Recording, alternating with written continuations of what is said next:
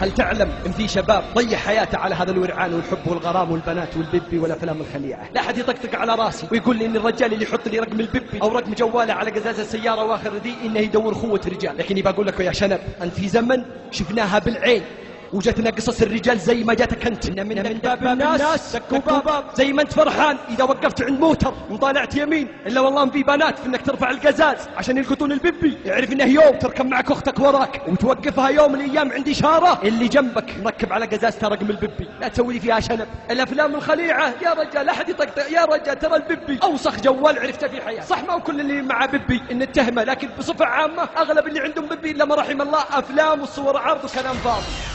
هل تعلم ان ابن عباس الصحابي ما هو ابو راشد يقول من مات على حب المردان، يعني يحب له ولد وسيم، قال اهل العلم يحبه عشان جماله وشكله بس، ما لي نيه اسوي له فاحشه، بس ابغى يمشي معي يروح معي يجي معي، ثم مات على هذا الحب وما تاب. يقول ابن عباس جعل الله عليه في قبره نصف عذاب اهل الدنيا وتحل عليه لعنه الله في قبره، لان من تشبه بقوم فهو منهم. قوم لوط.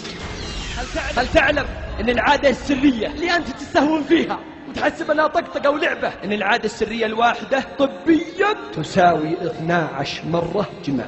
عادة سرية واحدة كل يوم لمدة شهر واحد كأنك سويت جماع سنة كاملة. والله ان عندي شباب اتصلوا علي وفيه من قابلته انك لو تطلبه وحده من عيونه ان يعطيك مقابل انه يقدر يتزوج بس يصيب بالضعف الجنسي. والله ان عندي فتاة اتصلت علي انها متزوجة لها 4 سنوات ولا زالت بكر. اذا لقيتوا العلاج في المستشفيات للعادة تعال كلمني. انا ما اقول لك لا تدمر نفسك للحين، اقول غض بصرك تمش بس ايش لك وش للفرة؟ ليش تروح الى اماكن الورعان؟ انا يا اخي ضعيف، اذا عندي البيبي وجاني اضافة ما اقدر، لازم اقبل يا اخي. خلك من البيبي، بلا تويتر بلا فيسبوك بلا كلام فاضي يا اخي. انا ما اتحمل، لازم اسوي اضافه.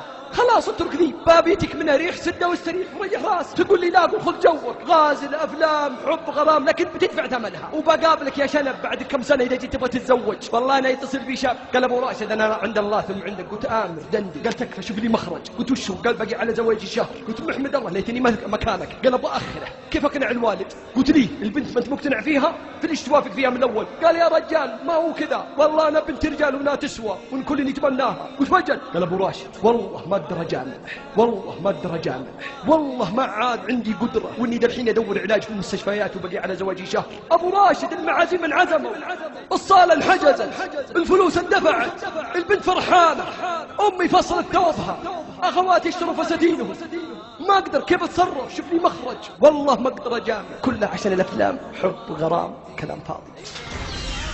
أحبابي آخر هل تعلم وأعظم هل تعلم أن رحمة الله واسعة، وإنه من تاب الله عليه، وإن الله غفور رحيم، وإن من فرح الله في هذا الليلة بتوبته ومسح ما في جواله والروابط وترك الحب والغرام والورع والبنت، وبر في شيبانه وترك تنباكه ودخانه ونشوقه وجاهد نفسه وحافظ على صلاته وقال يا رب إن الله من فرحته فيك وهو غني عني وعنك إن الله يبدل سيئاتك إلى حسنات.